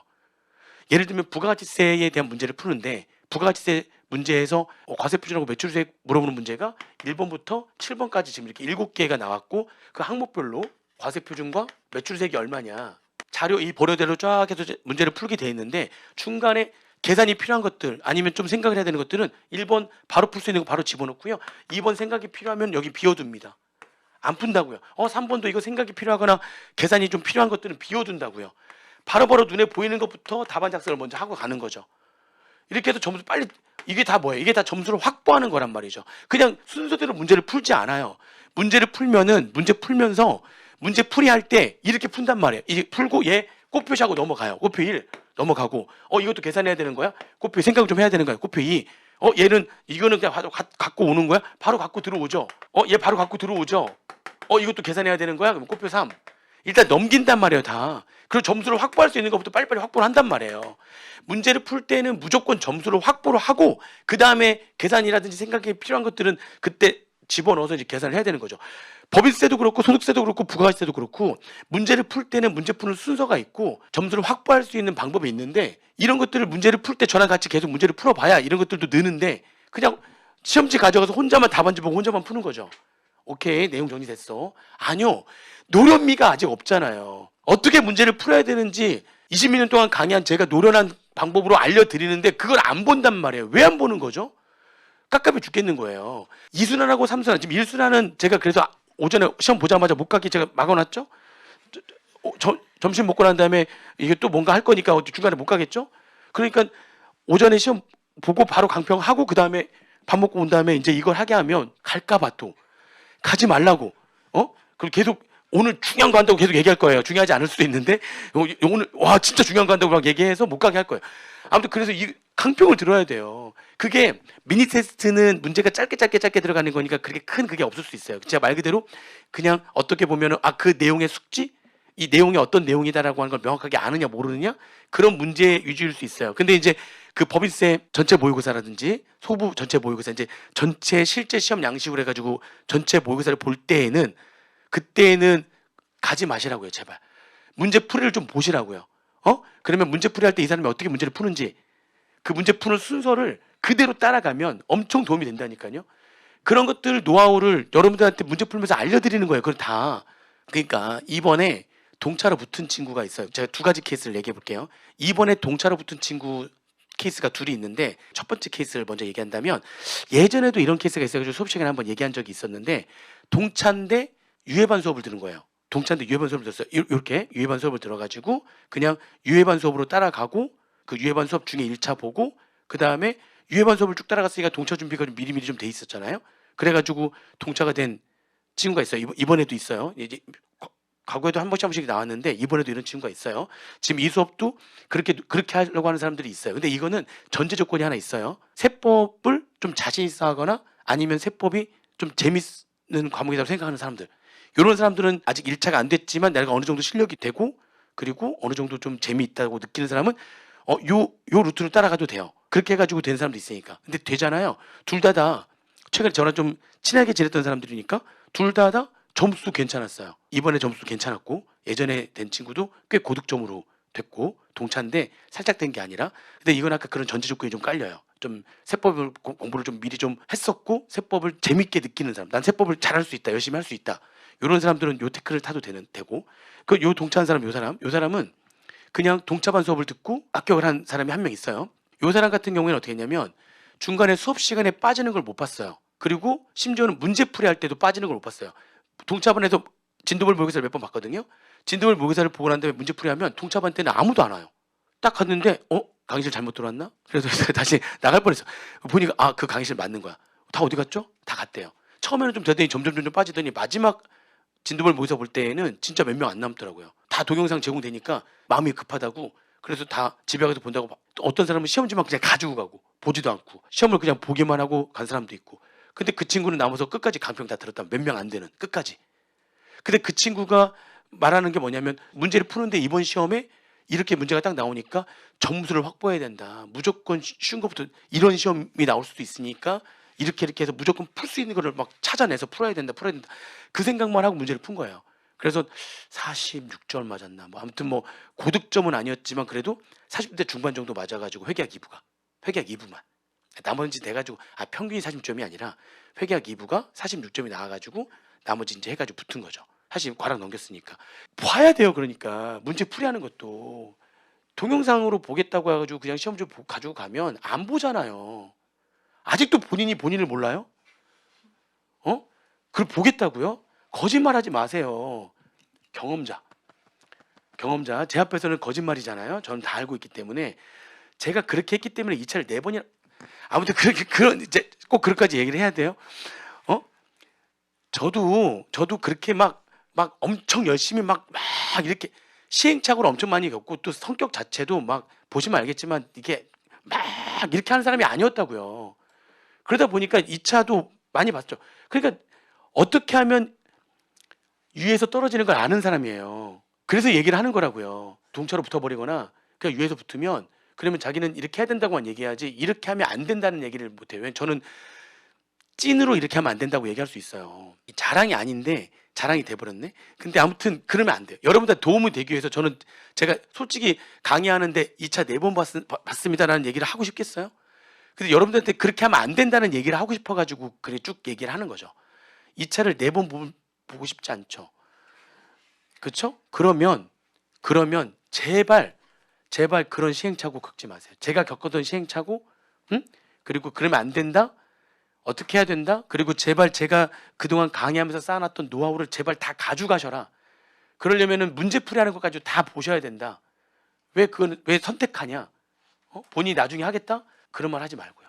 그래서 두 번째는 끝까지 모의고사 문제풀이하는 것까지 2순환, 3순환까지 끝까지 문제풀이하는 거 다 보시고 제가 하는 문제풀이 순서까지도 그대로 여러분들이 카피해 가세요. 그래야 되는 거예요. 끝까지 남는다. 끝까지 카피하는 거예요. 여러분들은 그냥 무조건 끝까지 다 따라한다. 저 사람의 그 문제풀이 하는 것까지도 저 사람이 그 내용을 정리하는 것뿐만이 아니라 문제 푸는 방법, 순서 이런 것까지도 그대로 카피한다. 그렇게 생각을 하시고 쫓아오셔야 돼요. 굉장히 중요하니까 끝까지 한다. 세 번째는 이제 이게 다 연결되는 얘기긴 한데 저희 카페에 이번에 이제 유예에서 떨어진 분이 글을 남겼어요. 제 교재를 5번 보고 막 문제를 다 풀어보고 막 그렇게 했는데 교재에는 이런 킬러 문항들이 많지 않지 않았느냐. 그러다 보니까 내가 이번 시험에 이걸 어떻게 준비를 해야 되느냐. 이거를 이번 시험에 30대 초반으로 떨어졌다. 그렇게 얘기를 하는 거예요. 근데 그거는 다시 한번 얘기하지만 아무리 그러더라도 50점 그리고 공부를 진짜 그렇게 많이 했으면 여기에서 10점에서 20점 정도는 풀 수 있었어요. 전제가 깔리죠. 멘탈이 유지가 됐다면. 그러면 이 정도로 문제를 푸는데 30대 초반에 나왔다면 정답률이 풀 수 있는 문제에서 정답률이 너무 낮았던 거죠. 근데 그 사람은 아직도 지금 뭘 하려고 하는 거예요? 이런 문제를 내가 어떻게 준비해야 되느냐. 아니 물론 제가 이번에 워낙 킬러 문항들도 나오고 했기 때문에 문제 중간중간에 이제 앞으로 1순환 때는 그런 게 별로 없을 건데 2순환하고 3순환에서는 킬러 문제 집어넣는다고 그랬잖아요. 풀라고 내는 게 아니라고요. 그런 킬러 문항들이 있으면 아까 어떻게 하라고요? 킬러 문항이 있으면 이렇게 문제 푸는 순서 이게 무슨 말인지 아셔야 돼요. 점수를 확보할 수 있게 문제를 풀어야 된다. 킬러 문항들은 손대는 게 아니에요. 제가 내면 풀라고 내는 게 아니라고 한 거는 걔를 제끼고 풀 수 있는 연습을 하자는 거죠. 걔를 제끼고 문제를 풀어도 킬러 문항이 2개, 3개 나올 수도 있죠. 그럼 그걸 제끼고 문제를 풀어도 이게 킬러 문항이 많이 나오면 어려운 문제죠. 이런 시험은 뭐만 넘기면 되니까 과락을 넘겨야 되는 거니까 그러면 얘를 제끼고 풀 수 있는 거 위주로 해가지고 과락을 넘기는 연습도 해볼 필요가 있어서 킬러 문항을 내는 거지 그거를 공부하라고 이건 이렇게 하는 거구나 막 공부하라고 내는 게 아니라고요. 점수를 확보할 수 있게 문제풀이를 해야 된다. 그래서 그분도 속상하죠. 그러나 거기다가 팩트를 적었어요. 풀 수 있는 부분에서 정답률이 너무 적었던 거 아니야. 이거를 자꾸 찾으려고 하면 안 된다. 그러면 주와 임마 장수생이 되는 거죠. 그러니까 기본적인 내용은 자꾸 날아가고 이런 것들만 머리에 남아가지고 장수생 된다. 절대적으로 기본적인 부분이 부족했기 때문에 정답률이 떨어진 거다라고 얘기를 했는데 그래서 전화번호를 비밀 댓글로 알려줬어요. 상담을 하려고. 근데 전화가 안 오는 거야. 전화를 지금 못 받았는데 혹시 이거 듣고 있으면 전화를 좀 해줬으면 좋겠어요. 왜냐면 얘기를 좀 하고 싶은 게 있어가지고. 아무튼 4번째인데 멘탈 관리예요. 멘탈 관리. 제가 아까 계속 가정을 깔았잖아요. 멘탈이 유지가 되는 경우에는 만약 그 사람이 실력이 없어서 50%밖에 못 맞는 게 아니라 멘탈이 나가가지고 50%밖에 못 맞았을 수도 있어요. 풀었던 문제 중에서 못 푼 거 못 푼 거고, 푼 거 중에서도 정답률이 50%밖에 안 됐던 거는 멘탈이 나갔기 때문일 수 있습니다. 앞으로는 지금 우리 몇 개월 남은 거예요? 이제 8월 초던데 내년부터 다시 정상화되는 거 알고 계시죠? 원래가 4월 말에 시험 보고 8월 초에 시험 봤었거든요. 코로나 때문에 확 미뤄졌다가 조금 땡기더니 내년부터는 이제 완전 정상화돼서 1차도 4월 말에 보고 2차도 8월 초에 보고, 8월 초에 보면은 지금 몇 개월 남은 거예요. 그러니까 8개월 조금 넘게, 9개월이 채 안 남았죠. 얼마 안 남았네. 그 지금부터 2차만 하더라도 지금 8개월 조금 넘게 남았는데, 평소에 공부할 때 멘탈 관리, 이 멘탈 관리는 자기 자신에 대한 믿음, 이게 제일 커요. 그거보다 큰 게 없어요. 멘탈 관리는 자기 자신에 대한 믿음입니다. 무슨 말이냐면, 내가 이런 부분도 수업에 한번 들었고, 일단 이걸 진짜 열심히 할 건데, 체크리스트를 가지고 이걸 진짜 열심히 할 건데, 얘네들도 수업은 이제 할 거니까 얘기는 듣고 한번 정리를 할 거고, 얘는 정말 열심히 했어. 그래서 내가 문제 나왔을 때 얘는 내가 정말 열심히 한 부분에서 나왔을 때는 확실하게 맞춰주고 여기에서 많이 틀린다 할지라도 얘는 한번 봤더라도 많이 틀릴 거예요. 많이 봤어도 많이 틀려요. 이거는 여기는 정답을 정확히 딱 맞추기가 쉽지가 않다고요. 아무리 많이 봐도. 그래서 여기에서 내가 이거를 확실하게 해서 여기에서 점수만 확실하게 맞으면 나는 무조건 붙는다. 내가 이게 좀 부족하더라도 아니면 이걸 막 열심히 하면 안 된다니까요. 이게 좀 부족하더라도 대신 이걸 더 열심히 했으니까 내가 주어진 시간 안에 나는 얘를 더 반복 해가지고 이걸 확실하게 틀을 다 잡아놨기 때문에 내가 가져간 이 부분에서 문제 나왔을 때 정답률이 80%면 나는 무조건 붙는다. 그러니까 여기에서 절대로 틀리지 않는다. 절대로 틀리지 않는다고 마음 먹어야 80%의 정답률이 나오는 거거든요. 여기에서 절대로 틀리지 않으면 그러면 나는 무조건 붙는다. 이 믿음이 있어야 돼요. 멘탈 관리는 자기 자신에 대한 믿음이 있으면, 그러면 딴 생각을 하지 않습니다. 멘탈이 무너지는 거는요, 뭐 하나 문제 때문에 생각에 꼬리에 물리니까 멘탈이 무너지는 거예요. 뭔가 하는데 와, 문제 이렇게 나오면 난 떨어지는데? 이제 이렇게 생각 딱 드는 순간부터는 계속 오늘 하루 종일 안전은 있지만 머릿속에서는 계속 떨어지면 어떻게 하지부터 해가지고 계속 이제 그 생각들만 머릿속에 막 맴도는 거죠. 어려운 문제를 딱 봤어요. 당연히 뭐지? 무슨 문제예요? 아니면 막 문제 푸는데 중간에 막 느낌이 와요. 산으로 가는 느낌이 나요. 이게 아닌 것 같은데? 그리고 딱 풀다 나 이런 식이면 나 이거 내년에 어떻게 이런 생각이 딱 드는 순간 게임 끝난다고요. 뭐가 깨졌으니까 그런 거죠? 믿음이 깨지는 순간 끝나는 거예요. 그러니까 자기 자신에 대한 믿음이 있어야 돼요. 이것만 확실하게 하면, 그리고 여기서 문제가 나왔을 때 내가 정답률이 80% 이상이면 나는 무조건 붙는다. 그게 확신이 있어야 돼요. 확신이. 이번같이 말도 안 되는 이런 시험에서도 이거 좋아. 이게 다 안 풀었다 치더라도 이게 몇 점이었어요?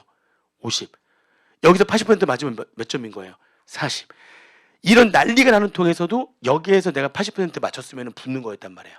평소 공부도 마찬가지고, 공부할 때도 이 멘탈이 이렇게 믿음이 있어야 딴 생각을 하지 않고 계속 밀어붙이는 거예요. 딴 생각을 하면 안전은, 아예 다 경험자잖아요. 안전은 있지만 공부 하나도 안 하는 거예요. 진도도 안 나가고요. 머리 보는데 이게 튕겨나는 느낌이 막 나는데, 경험자. 문제 보면 막 튕겨나는데 머릿속에 들어오는 게 아니라 머릿속에 하나도 안 남았는데, 그냥 하루 종일 그냥 앉아만 피고만 하고 그냥 끝나는 거죠. 공부할 때도 멘탈 관리가 돼야 되고요. 시험장에서는 더 멘탈 관리가 돼야 돼요. 시험장에서도 문제 딱 보자마자 어려운 문제 있으면 오케이, 일단 제껴. 이번에 좀 심했죠. 이번엔 진짜 심하게 제껴 가는데 그래도 그래, 오케이. 아무리 어려운 시험이 이번에 진짜 역대급이었단 말이에요. 이렇게 역대급이더라도 풀 수 있는 건 50점 있는 거예요.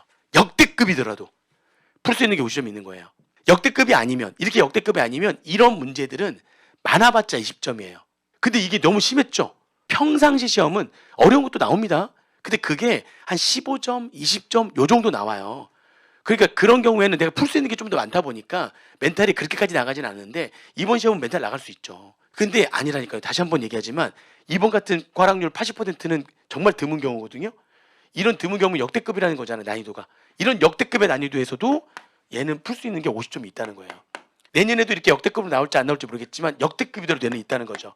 그럼 내가 해야 될 거는 뭐예요? 얘를 봐요? 아니죠. 이걸 왜 풀어요? 얘를 왜 먼저 풀어요? 풀더라도 나중에 얘를 다 찾아내서 점수를 확보하고 난 다음에 점수 확보가 난 다음에 그 다음에 여기서 풀 수 있는 거 몇 개를 골라내가지고 풀어야죠. 수익 관련 문제들도요. 이제 보면은 아 맞아 수업 시간에 들었던 내용 생각하면 아 맞아 이건 다 인정하지 않는 거지. 그러면서 그냥 없애주는 세무정만 하더라도 몇 점은 얻을 수 있었거든요. 여기서 점수 얻을 수 있는 것들이 꽤 있었어요. 있기는 발라낼 수 있는 것들이. 그러면 되죠. 그러니까 이런 역대급이더라도 얘가 있다는 거예요. 우리가 하는 거는 이걸 어떻게 맞출까? 역대급이 아니면 한 80점에서 85점 정도가 충분히 풀 수 있는 문제예요. 80에서 85점 정도. 어차피 또 시간 제한이 있기 때문에 100%다 못 풀거든요. 어차피 날릴 거 날리고 내가 풀 수 있는 거 평상시에는 요 정도 돼요. 그럼 딱 날릴 거 날리고 내가 풀 수 있는 거 최대한 풀면 시간 안에 딱 이렇게 푼단 말이죠. 공부 열심히 한 사람들은 여기에서 80% 맞아서 65점 이상 나와가지고 세무회계에서 65점 이상 나오면 고득점인데 그렇게 해서 붙는 거죠. 평상시에는. 내년에 어떻게 될지 알 수 없으니 멘탈이 절대로 깨지면 안 된다. 시험장에서도 마찬가지다. 시험장에도 문제 보세요. 어려운 문제 나오면 거기에서 반대로 기회다. 과락만 넘기면 붙는다. 생각이 전혀 할 필요가 있다니까. 이렇게 하면 안 된다니까요. 보고 막 어떻게 하지? 시험장에서 그런 생각 한순간 게임 끝나는 거예요. 딱 어떻게 하지 하는 순간 머리가 딱 그냥 굳는 거예요. 머리가 딱 굳으면 근육이 굳듯이 머리도 근육이 있을걸요. 그래서 여기가 딱 경직된단 말이에요. 경직되면 생각이 안 나요. 알고 있는 것도 생각이 안 나요. 어떻게 하지 이 생각만 나요. 어떻게 하지 이 생각만 나는 거지. 뭐 내가 머릿속에 들어가 있는 그 저장돼 있는 내용들이 꺼내지지가 않아요. 딱 경직돼 버리면. 근데 스스로가 경직을 시켜버렸잖아요. 그러니까 생각의 전환이 필요해요. 이렇게 막 나오면 오케이 이번은 과락만 넘기면 붙는다. 기회다. 그러면 뭐 해야 되죠? 찾자. 얘를 찾자. 그래서 이거는 내가 절대로 들이지 않겠다. 막 1번, 2번 막 다 난리야. 오케이. 좀 불안하긴 한데 그래도 오케이. 뒤에 있어. 무조건 얼마가 있어. 진짜 역대급이라도 50점은 있어. 이거 찾아서 나는 이거 오케이 안 봐. 오케이. 안 봐. 이거 찾아서 여기에서 최대한 점수를 확보하는 거죠. 그러니까 이번 시험 같은 경우에 법인세를 먼저 풀었다? 그러면 망해요, 망. 법인세 먼저 풀었으면 그 순간 망해요라고요. 그거는 아예 멘탈이 이미 끝났는데 건드리는 순간 끝나는 거예요. 그러니까 딱 보자마자 처음 보는 유형이다. 딱 보자마자 뭐 구석진 내용이다. 보자마자 어떻게 하죠? 일단 바로 넘기는 거죠. 바로 넘기는 거예요. 그렇게 해야 됩니다. 그러려면은 공부할 때도 멘탈 관리가 돼야 되고 모의고사 볼 때도 멘탈 관리가 돼야 되고 실제 시험에서도 멘탈 관리가 돼야 되고 지속적으로 멘탈 관리를 해야 됩니다. 8개월, 9개월이 채 안 남았어요. 그 정도만 멘탈 관리 하시면 돼요. 멘탈 관리 하시면 그러면은 무조건 붙습니다. 이것만 깨지지 않으면 여러분 마지막이에요. 마지막 체력 관리예요. 체력 관리 아실지 모르겠지만 지금 학원이 이제 이름이 바뀌었죠. 이름만 바뀐 게 아니라 인수를 했잖아요. 인수하는 과정에서 급작스럽게 인수한 것도 있어요. 막 이렇게 뭐 준비가 막 돼가지고 인수한 거는 아니고 여러 가지 이유가 있어서 좀 급하게. 그래서 아직 여기저기 아직도 에듀윌의 흔적이 많이 남아 있죠. 그래서 이번 주 안에 다 바꿀 겁니다. 이번 주 안에 엄청 많더라고요. 이제 별로 신경 안 썼었는데 창문마다 있는 줄 몰랐어요. 창문마다 있고 어떤 거는 새겼어. 그래가지고 여기 이 마이크 선 저기 끝에 화면은 안 보이지만 나중에 저 마이크 연결된 저기 보시잖아요. 저기 마이크 연결된 저기 밑에 있는 연결된 거기는 새겼어. 그래서 그거는 어쩔 수가 없어. 그냥 놔둘 거고요. 뭐 여기 앞에 뭐 카메라 뒤에도 뭐 다 막 있고 카메라 뒤에도 있어요. 보면은 뭐 다 있습니다. 뭐라고 표시가 다 있습니다. 여기 너무 많고 다 세 보니까 여기저기 4층하고 5층 다 해가지고 한 200여 개 애들 표시가 있더라고요. 아무튼 이번 주에 다 이제 다 수정을 할 겁니다. 그래서 딱 들어오자마자 아직도 그것도 다 못 바꿨고, 그러니까 그만큼 좀 급하게 인수한 것도 있고 막 그래요. 근데 이런 얘기를 하는 이유가 급하게 하다 보니까 거의 제가 지금 9월 말부터 지금 거의 이제 11월 말 됐으니까 지금까지 아직까지도 아직 세팅 중에 있어요. 그 홈페이지도 지금 이제 제작을 하고 있는 중이고 아직도 지금 애매하게 지금 하고 있는 상태죠. 홈페이지 제작이 그쪽은 문외한이라 그쪽 그렇게 오래 걸리는지 몰랐어요. 근데 아무튼 홈페이지 제작을 하고 있고 원래 6개월 정도 걸리는데 3개월 하고 난 다음에 이용자들이 이용할 수 있게 만들고 추가로 더 개발을 해서 6개월 내에 마무리를 지을 거예요. 관리자 모드라든지 이런 모드는 나중에 된대요. 일단 사용자가 이용할 수 있는 데는 불편이 없게 만드는 것만 일단 3개월 해가지고 이제 에듀에서 제대로 이제 넘어올 거예요. 1월 말에 넘어와서 2월 달부터는 불편하지 않게 이용자가 이용하기 편하게 홈페이지를 다 바꿀 겁니다. 근데 아직도 지금 세팅 중에 있고요. 지금도. 근데 거의 2달 됐죠. 그 제가 2달 동안 강의가 또 굉장히 많은 상태였는데 2달 동안 지금 그 인수하는 과정에서 굉장히 많은 시간을 많이 썼을 거 아니에요. 많은 사람들도 만나고 그중에 협상도 해야 되는 거고 여러 가지 것 때문에 이런저런 일 처리할 때도 다 또 상대 사업자들, 업자들 다 만나야 되고 뭐 해야 되고 책상 이것도 제가 직접 발로 뛰었단 말이에요. 와이프하고 보면 눈물 나요. 그러니까 이제 직접 공장에서 직접 공장에서 가지고 왔어요. 근데 공장에서 가져와서 지금 제작을 해가지고 자 가져옵니다. 책상은 혹시 느껴볼지 모르겠지만 이 상판이 나뭇결이 그대로 느껴지는 독일제 상판입니다. 그래서 이것도 굉장히 비싼 거예요. 그냥 밍밍한 거보다 더 비싼 거고요. 밍밍한 거보다 이게 훨씬 더 촉감이 좋아서 오랫동안 공부할 때 훨씬 더 도움이 된다고 해가지고 좀 더 비싸지만 이걸로 다 상판을 만져보시면 이렇게 이게 원목이 아니에요. 근데 이렇게 원목처럼 압축을 이렇게 나뭇결이 그대로 느껴지게 하려고 한 거라서 가공이 들어간 거라서 이게 좀 비싼 거래요. 그렇다니까요. 의자도 그렇고요. 의자도 아유 진짜 예전 의자는 다 갖다 버렸단 말이에요. 사가는 사람이 없어요. 팔지도 못했고요. 오히려 폐기하는데 돈이 더 들었어요. 그 의자랑 그거를 폐기하는데 돈이 들었다니까. 누가 사가는 사람이 없어가지고 그것도 돈이 더 들었어요. 근데 2달 동안 제가 진짜 잠을 잘 못 잤어요. 잠을 잘 못 자고 지금 할 일이 너무 많다 보니까 그래가지고 막 다녔는데 그나마 다행이었던 거 뭐냐면 제가 보시면 알겠지만 원래 체력이 좀 좋아요. 물론 너무 믿으면 안 되죠. 너무 믿으면 안 되는데 체력이 좋은 편이에요. 그러니까 2달 동안 사실은 제대로 잠도 못 자고 지금 거의 그 짧은 시간 동안 지금 너무 많은 일이 막 있어가지고 하는 일이 많았는데도 지금도 그냥 집에 가면 웃고 학원에서 웃고 강의실에서는 저만 얘기하고 아무튼 지금도 그래요. 다른 사람들이 형 좀 쉬어라고 해도 너무 조용히 있으면은 좀 그러니까 선생님들끼리 같이 얘기도 하고 우리 회의도 해야 되고 하니까 회의하면 주로 제가 90% 이상 얘기하고 그 선생님들 다 말 많을 것 같죠? 다 아이예요. 이가 아니야. 다 아이더라고. 다 아이야. 어떻게 다 아이지? 강사가 나만 이야. 그래가지고 나만 혼자 얘기하고 나머지 수업 시간에만 얘기하지 강의실에서는 아무도 얘기를 안 해요. 그래서 어쩔 수 없이 회의하면 나 혼자만 얘기하고 다들 거기만 끄덕끄덕 거기 이 정도. 근데 이게 체력이 돼야지만 버티는 겁니다. 체력이 진짜 중요해요. 체력이 약하면 마지막에 그냥 무너지는 거죠. 그러니까 잘 먹어야 되고요. 잘 자야 되고요. 몸 관리를 하셔야 됩니다. 일단 첫 번째는 잘 자야 된다는 거죠. 여러분들이 지금 8개월 좀 넘게 남은 시간 동안에 잠을 줄여가지고 공부할 생각 절대 하지 마세요. 여러분들이 진짜 필요한 거는 집중력이에요. 1시간을 공부하더라도 내가 여기다 쏟아 부어가지고 집중을 할 수 있느냐 없느냐. 제가 수업 시간에 한번 얘기한 적이 있는데 집중하기 위한 가장 좋은 방법은 단기간 계획을 잡으면 집중이 좀 잘 된다고 했죠. 내가 오늘 공부한 거 복습해야지라고 그냥 딱 앉아서 들어가는 게 아니라 딱 복습을 하려고 하더라도 오늘 공부한 내용이 있고 그리고 오늘 문제 풀이한 게 있고 추가로 내가 문제 풀 게 있고 이 3가지가 있다면 딱 앉았을 때 오케이 지금부터 1시간 반 동안 오늘 수업 내용 정리 일단 먼저 낸다 시작하고 1시간 반 동안 집중해서 내용 정리만 쫙 끝내는 거죠. 1시간 반 안에 무조건 끝내려고 노력하다 보면 돼요. 수험생들 중에서 얘기할 때 너무 복습할 시간이 없어요 라고 얘기하는 사람들, 그런 사람들한테는 집중력을 더 가지라고 얘기를 계속 합니다. 물론 시간이 짧긴 짧은데 시간이 짧으면 짧을수록 시간을 딱 정해놓고서 이때부터 이때까지 여기서부터 여기까지 끝내겠다 라고 마음을 먹고 들어가면 그게 된다니까요. 계속 그렇게 하면 그렇게 돼요. 그만큼 집중을 막 더 하기 때문에 다른 생각 완전 차단하고 이것만 하니까 그게 충분히 가능해. 그리고 딱 끝났어. 잠깐 쉬었다가 바로 들어와서 자 오늘 수업 시간에 문제 푼 거 6문제니까 오케이. 한 문제당 이건 7분, 8분, 10분 오케이. 그러면 6문제를 50분에 풀겠어. 시작 딱 하고 50분에 막 풀려고 해야죠. 그러면은 빨리빨리 자료 보고 제낄 거 제끼고 막 일단 만약에 다 못 풀겠으면 어떻게 해야 돼요? 그 6문제에서도 어떻게 해야 돼요? 그 6문제 안에서도 점수를 확보할 수 있는 문제를 푸는 연습을 계속 하시라고요. 그게 연습이 되는 거예요. 내가 50분 동안 6문제를 풀려고 했는데 50분 동안 문제 푸는데 당연히 어떻게 풀어야지 되는 겁니까? 그 중에서도 순서대로요.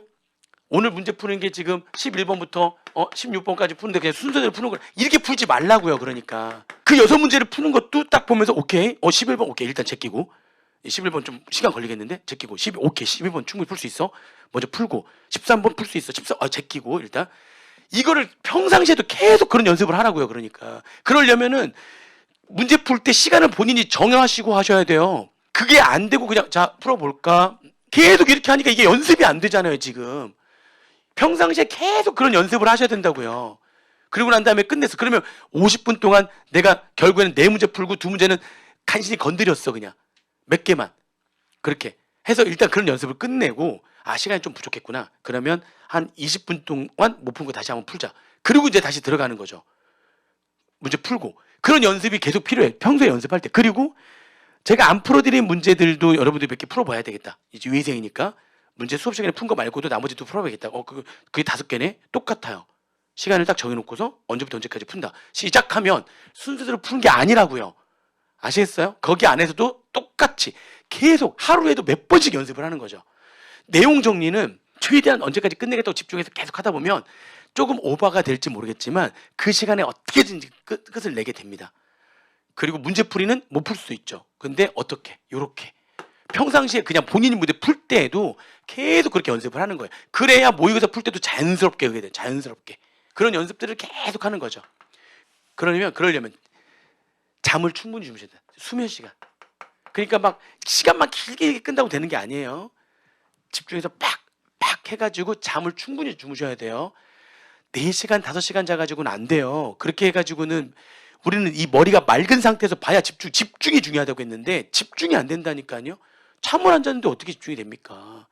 여러분들 지금 한창 때가 아니죠. 이미 한창 때는 그때 끝이에요. 그리고 이미 노화가 시작됐기 때문에 안 돼요. 그 시간을 못 버틴다니까요. 잠을 적게 자면 머리가 맹해가지고 집중을 못 해요. 그러면 진짜 바보 같은 짓을 하고 있는 거예요. 내가 맹해가지고 5시간 보는 거랑 진짜 푹 자서 맑은 정신을 2시간 보는 거랑 그 후자가 훨씬 공부를 많이 하는 거라니까요. 시간이 중요한 게 아니라니까요. 고등학교 때는 체력이 되니까 3, 4시간씩 자면서도 보면 되지. 그때는 남자 같은 경우에는 고등학교 때 체력이 그때 뭐 장난 아닌데 그러니까 그때 되죠. 지금은 안 돼요. 머리가 무조건 맑아야 됩니다. 그러니까 이게 진짜 필요한 거예요.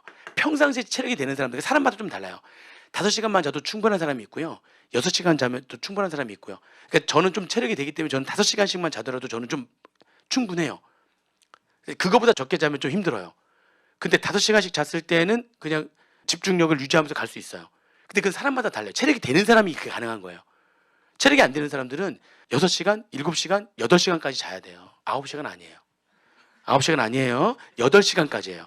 9시간부터는 그건 체력이 안 되는 게 아니라 그건 좀 약간 기면증? 뭐 그런 거 있잖아요. 뭐 아무튼 그건 약간 그 병이에요, 병. 8시간 넘어가는데 잠을 이렇게 10시간 잔다 뭐 그거는 아닙니다. 그거는 좀 뭔가 몸에 문제가 있는 거예요.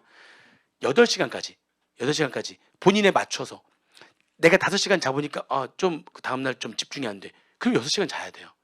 6시간 자보니까 다음 날 그래도 안 돼. 그럼 7시간 자야 되고요.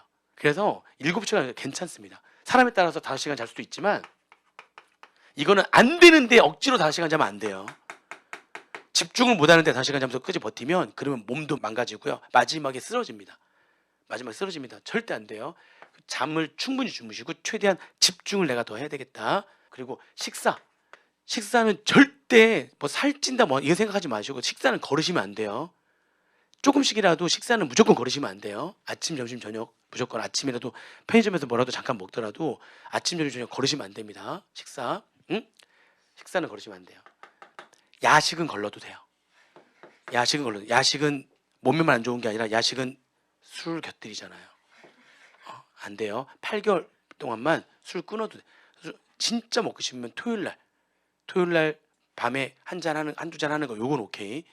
저도 술 엄청 좋아했기 때문에 저도 술을 끊을 수는 없었어요. 그래도 주말에만 먹었어요.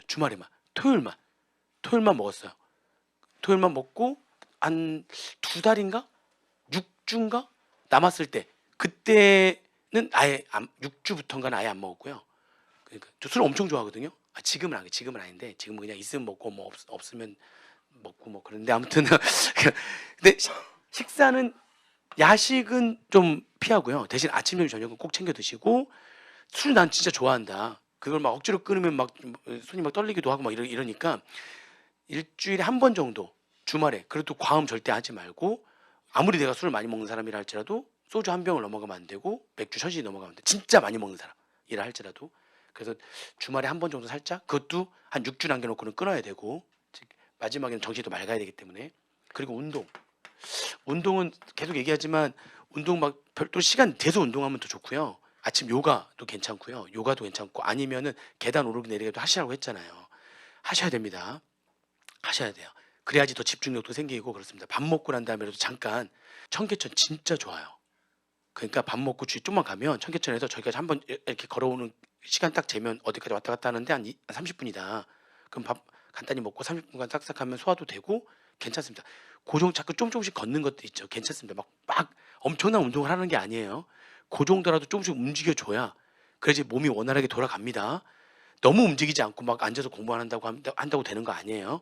밥 먹고 아니면 딱 수업 끝나고 잠깐 저녁 식사하고 잠깐 그렇게 해가지고 하루에 2번씩이라도 이렇게 20-30분씩 이렇게 하면은 한 40분 정도 50분 정도 하루에 걷는 거죠. 아니 그러면서 외울 거 외우고 다니면 되죠. 그때 외울 거 들고 가서 그냥 누가 아무것도 하지 말래요. 외울 거 딱 들고 그다음에 그 딱 제목 딱 보고 떠올리면서 답 딱딱딱 떠올리면서 안 떠올리면 체크 가서 다시 한번 봐야겠다. 아 이거 왜 안 떠오르지? 체크하고 그리고 질문 보고서 3가지를 말할 수 있다. 근데 딱 1가지 얘기하고 2-3가지 생각 안 나면 체크. 얘기할 수 있는 얘기하고 그리고 쭉 걸으면서 그거 했다가 와서 잘 안 된 부분 체크 한 부분 다시 빨리빨리 내가 이게 자꾸 이게 잘 왜 안 들어오지 머릿속에 내일은 무조건 맞춰야지 또 정리하고 왔다 갔다 하면서 체크리스트 같은 거 작성한 거 있잖아요. 그거 들고 가면서 그 복습하는 거 하면 되잖아요. 왔다 갔다 하면서 그냥 그 시간을 버리는 게 아니라 그 시간에 그거 하면서 왔다 갔다 하면 한 하루에 50분 정도 25분 정도 왔다 갔다 하면서 50분 정도 그렇게 하는 건 충분히 자기한테도 도움되고 괜찮다니까요. 그 정도의 운동 그냥 운동하는데 나는 공부 시간이 아깝다. 그럼 그걸 이용해가지고 겸사겸사해서 체크리스트 복습하는 시간으로 가지시면서 하시면 도움 많이 되니까 이렇게 이 3가지가 돼야 체력 관리가 됩니다. 끝까지 버티고 가는 거예요. 아시겠죠? 잠들이지 마시고 우리가 앞으로 어떻게 해야 되는 거냐 이런 얘기들을 지금 위주로 얘기를 쭉 했는데 저는 저의 실패담 그리고 성공담 그리고 주변에 제가 그동안 20몇 년 동안 학생들 가르치면서 그러면서 봤던 여러 가지 것들 청출아람들 진짜 많았고 이걸 진짜 해내는 친구들도 있었고 이대로 해내는 친구들이 결과가 다 좋아요. 결과 좋으니까 무조건 따라서 하시면 되고 여러분들은 다시 한번 얘기하지만 이제 끝까지 같이 가는 거예요. 뭐죠? 왜 아무도 얘기 안 하는 거죠 지금? 끝까지 같이 가야 되는 거예요. 그러니까 끝까지 같이 간다. 끝까지 같이 간다. 그래서 내가 끝까지 해내겠다. 응? 중간중간에 멘탈이 흔들린다. 빨리 오세요. 내가 너무 슬럼프가 없을 수 없어요. 우리 공부는 2달에 한 번씩 왔어요. 2달에 한 번씩. 슬럼프가 올 때마다 한 번씩 와서 뭐 이런저런 얘기도 좀 잠깐 해보고 뭐 긴 얘기 할 필요 없어요. 이런저런 얘기도 좀 해보고 지금 내가 뭐가 좀 문제가 있는지 스스로 좀 얘기도 좀 들어보고 하면 또 힘도 나고 이렇게 하거든요. 혼자서 끙끙 앓지 말고 뭐가 좀 안 되면 와서 빨리 와가지고 얘기를 한번 해보는 거 좋습니다. 그리고 이거 마지막으로 한 가지만 더 얘기할게요. 오늘은 이제 OT니까 여러분들 이제 앞으로 어떻게 공부해야 될지 얘기 위주로 쭉 하고 있는데 제가 문제풀이를 보는데도 이렇게 얘기를 했는데도 불구하고 채점을 하다 보면 와 이건 좀 뭐지? 왜 이렇게 안 되지 이 사람은? 왜냐면 문제 푼 게 몇 개 없는 거야 일단 기본적으로. 그럴 수도 있고 푼 것도 내가 수업 시간에 내가 강조했던 어떤 그런 문제 풀이가 아니야. 그러면 제가 좀 걱정이 되잖아요. 그래서 이번에 하려고 하는 게 뭐냐면은 여러분들 이렇게 미니 삼각대 같은 것들이 이렇게 있는데 미삼각대도 있는데 그러면 그런 사람들은 제가 불러가지고 한번 미니 삼각대 제가 이제 대여도 해줄 수 있어요. 몇 개 사야 되겠네. 뭐 하려고 하는 거냐면 시험 문제 풀 때 본인 문제지하고 답안지 있죠. 그거를 찍는 거야 이렇게. 삼각대 이렇게 해서 여기서 요 정도에서 이렇게 찍히려나? 어깨에다 매야 되나 이거를? 뭐 아무튼 어떻게 뭐 하는 걸 좀 한번 생각해 볼게요.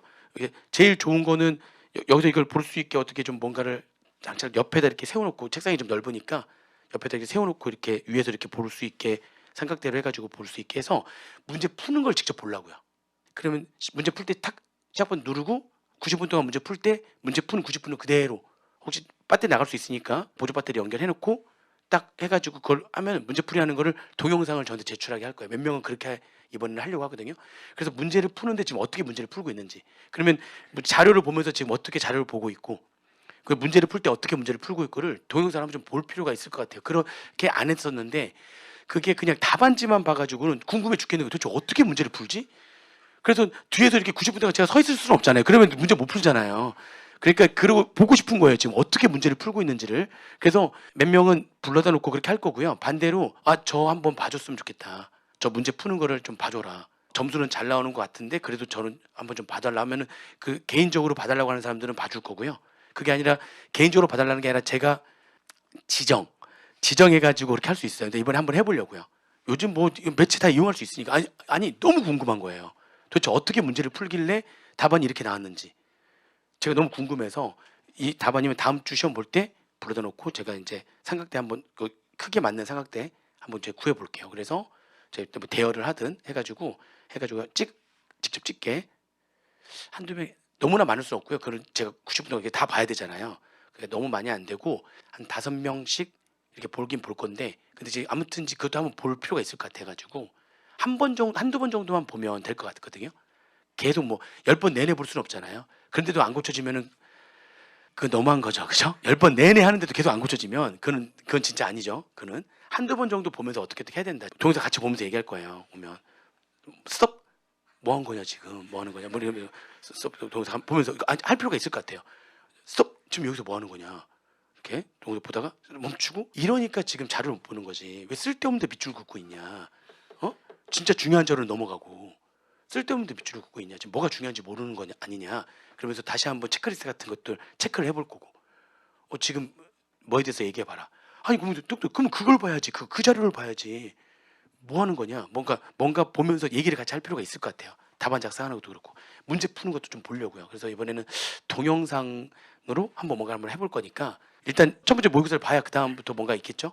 첫 번째 두 번째 보고 아마 1회차는 좋아. 뭐 사람이 한 번 그런 거 가지고 불러가지고 하면 좀 그럴 수 있으니까 두 번까지 보고 난 다음에 두 번 연속으로 제가 볼 때 이건 좀 문제가 있다고 생각하면 지정할 거예요. 그러면 지정되면 그냥 그 문제 풀 때 사람들이 저 사람 옆에 삼각대가 있네 뭐 이런 거 좀 그런 거 신경 쓰지 마세요. 그러니까 아니 말했잖아요. 본인이 원해서 할 수도 있는 거잖아요. 본인이 원해서 할 수 있는 거니까 그 삼각대 옆에 있다고 해서 지정인가 보네 뭐 이런 그런 거 옆에서 그런 말 하지 마세요. 뭐 내 것만 해도 바빠 죽겠는데 뭐 옆에서 삼각대가 있고 말고 그걸 뭘 신경을 써요. 그 삼각대 있으면 본인도 다음에 삼각대 있을지도 모르는데 그런 말 하지 마세요. 아무튼 그거를 하면서 문제풀이 하는 걸 같이 한두 번 보면 도움이 좀 많이 되지 않을까 그런 생각도 좀 있습니다. 그래서 이번에는 1, 2회차까지는 보시고 그렇게 할 겁니다. 그 다음에 1, 2회차 모의고사를 보고 나면은 제가 조를 좀 나눠보려고 그래요. 왜냐면 이제 다음에 답안지 나눠줄 때는 조별로 나눠줄 거거든요. 조별로 할 때는 3명에서 5명 이게 몇 명을 나눌지 지금 좀 생각을 했는데 시험을 보고 제가 이거는 일단 실력이 좀 비싼 사람끼리 조로 묶으면 좋거든요. 그래서 거기 안에서 경쟁을 좀 하게 이렇게 좀 만들려고 합니다. 그래서 성적이 좀 비슷한 사람들끼리 해가지고 이제 성적이 좀 나오는 사람들한테 하는 얘기가 있고 성적이 좀 안 나오는 사람들한테 얘기하는 얘기가 좀 다르기 때문에 이걸 좀 조를 구분해가지고 얘기하면은 도움이 좀 많이 될 수 있어요. 근데 대신에 한 가지는 조별끼리는 점수가 오픈돼요. 근데 얘기했죠. 비슷한 사람들이라고. 그러니까 오픈돼도 크게 타격 입진 않아요. 그러니까 나만 25점이 아니구나 뭐 이렇게 되기 때문에 조별끼리는 괜찮습니다. 근데 그 조가 어떤 조가 잘하는 조가 어떤 조가 못하는지 제가 말은 안 할 텐데 나중에는 알게 돼. 근데 아무튼 근데 중요한 거는 뭐냐면 제 목표는 점수가 잘 안 나오는 조들을 합격할 수 있을 때까지 끌어올리려고 그렇게 조를 나누는 거기 때문에 그걸 뭐 창피하다 뭐다 이렇게 생각하지 않으셨으면 좋겠어요. 그리고 지금 점수가 잘 나오는 사람들도 사실은 세법이라고 하는 공부가 우리 하는 공부가 지속적으로 점수가 계속 잘 나오는 공부가 아니거든요.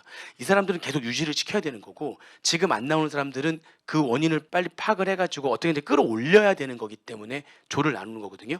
그리고 같이 얘기하려고 그래요.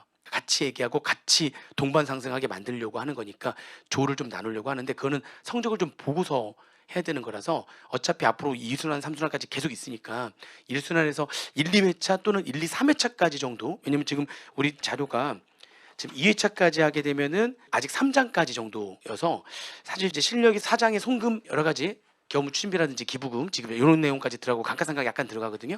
거기 3회차까지 하고 난 다음에는 웬만하면 실력이 어느 정도 좀 사실 소득세하고 부가가치세보다는 사실 실력은 법인세 쪽에서 많이 판가름이 나기 때문에 한 3회차까지 정도 하면은 대충 조가 나눠질 것 같아요. 아니 2회차 정도까지 해가지고 조가 나눠지면 나눌 거고요. 한 번 정도 더 보고 나눠야겠다 싶으면 3회차까지 보고 조를 나눌 겁니다. 3명에서 5명 정도 이렇게 해가지고 조를 나눌 거고요. 그래서 목표는 그 조가 내가 지금 A조다 B조다 C조다 몇 조가 중요한 게 아니라 지금 성적이 좋은 사람들은 그대로 유지해서 끝까지 잘 갈 수 있게 성적이 지금 좀 안 나오는 사람들은 어떻게든 끌어올려 가지고 할 수 있는 상담을 하기 위해서 조를 나누는 거니까 그게 여러분들한테 마이너스는 아닙니다. 일일이 다 개인적으로 할 수가 없어서 오히려 묶으면 더 도움이 되거든요. 그래서 그들끼리도 스터디 제가 중간중간에 숙제 같은 거를 좀 낼 수도 있어요. 숙제 같은 걸 좀 낼 수도 있고 하기 때문에 조별로 숙제가 좀 다르겠죠. 그러니까 어떤 조는 숙제 없을 수도 있고 어떤 조는 좀 숙제가 좀 있을 수도 있고 그런 것들도 관리를 하기 위해서 조를 나눌 겁니다. 근데 바로 지금은 나눌 수가 없어요. 성적을 제가 좀 보고서 할게요. 1, 2, 3, 4. 그러니까 최대한 열심히 공부하셔가지고 이 진도별로 오셔가지고 와서 실력을 보여주셔야 돼요. 그러면 그 조별로 이렇게 하겠습니다. 와서 막 저는 누구랑 하고 싶어요. 아니, 그래, 아니 지금 우리가 공부하는데 무슨 뭐 침묵해 하는 거 아닌데 지금 뭐 저는 누구랑 하고 싶어요. 누구랑 하고 싶어요. 이게 중요한 게 아니잖아요. 그런 건 너무 따지지 않으셨으면 좋겠어요.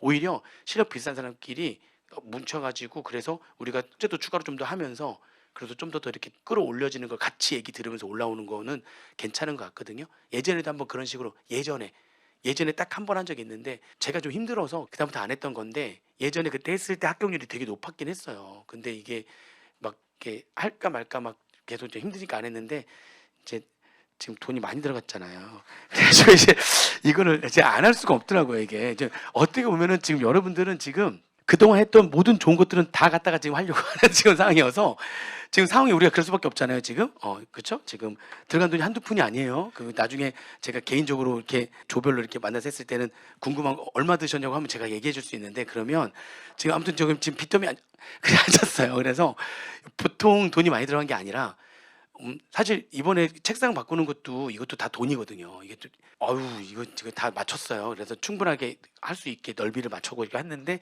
이것도 사실은 지금 상황에서 이걸 굳이 해야 되느냐. 막 지금 돈이 지금 많이 딸리는 상황인데 처음에 인수 자금이 좀 들어갔을 거 아니에요.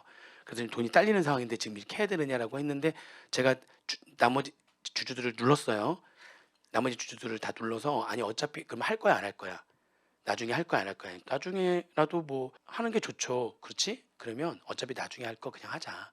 이자밖에는 뭐 차이가 더 나겠냐. 응? 그러면서 그냥 하자. 빚 좀 더 내자. 빚이 안 내줘요. 요즘 대출이 안 되는 거 알고 계시죠? 지금 장난 아니에요. 뭐 알고 그러지만 지금 나중에 보면은 제 얘기 들면은 갑자기 눈물이 나오거나 그럴 수도 있어요. 그러니까 그 정도로 지금 여러 가지로 지금 굉장히 많은 돈을 쏟아 부은 거거든요. 인수하는 것 자체가 대금이 많이 들었기 때문에. 근데 그 이후에도 지금 이런저런 뭐 홈페이지 만들고 이거 하는 것만 하더라도 홈페이지가 난 그렇게 비싼 줄 몰랐어요. 홈페이지 하는데 처음에 4억 불러가지고 지금 뒤로 넘어졌다가 그래가지고 지금 근데 홈페이지만 지금 3억 5천만 원짜리란 말이에요.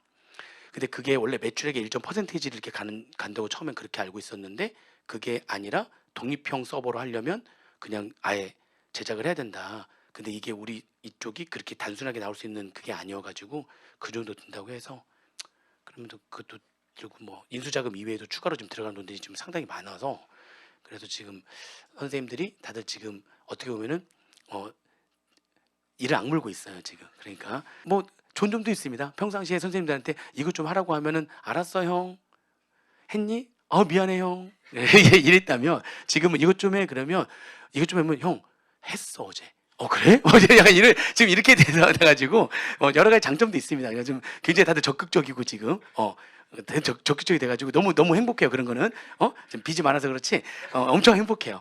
그래서 다들 열심히 하려고 하니까 그리고 뭔가 지금 뭐 유튜브라든지 뭐 아니면 뭐 여러 가지로 또 뭔가 또 기획하려고 하는 것들도 있고 해가지고 기획으로 해가지고 아예 유튜브를 진짜 기획을 해가지고 뭔가 좀 해보려고 하는 게 좀 있거든요. 근데 그게 좀 어려울 것 같긴 한데 무조건 저는 하려고요. 그래서 지금 한번 나중에 그 얘기 드릴게요. 여러분들랑 관계 없어서 여러분들은 지금 8개월 좀 넘게 지금 여러분들은 지금 그런 게 너무 신경 쓰지 마시고 그렇게 하면 됩니다. 끝까지 오늘 이제 첫날이라서 OT 하려고 여러분들 지금 다 오라고 한 거고요. 진도표에 따라서 공부 잘 하셔서 공부 다 못하고 왔다는 말 절대 하지 마시고 어떻게 하는 게 다 충분히 들을 수 있는 양입니다. 그래서 다 보고 오셔가지고 잘 쫓아오셔서 내년에 지금 여기 유해생들 당연히 합격하셔야 되고 지금 동차로 지금 아직 1차 안 붙었지만 아까 얘기한 그런 케이스들도 많이 있어서 지금 듣으시는 분들도 내년에 동차로 다 합격하셨으면 좋겠습니다. 그게 여러분들도 살고 저도 살고 하는 길이 되기 때문에 어떻게든 간에 여러분들을 끌고 갈 거예요. 응? 끌고 갈 거니까 그러니까 절대로 빠지지 말고 좀 힘들면 빨리 얘기를 하세요. 빨리 얘기를 해서 어떻게든 해결 방안을 한번 찾아보자고요. 그래서 끝까지 같이 가보자고요. 아시겠죠? 그래서 다음 주부터는 제대로 시작을 하는 걸로 하겠습니다. 계속 친하게 잘 지냈으면 좋겠어요. 그러니까 질문도 많이 하시고 저 계속 수업 있으니까 질문 계속 하세요. 아시겠죠? 맞습니다. 오늘 이렇게 OT를 마치도록 하고 다음 주부터 뵙도록 하겠습니다. 네.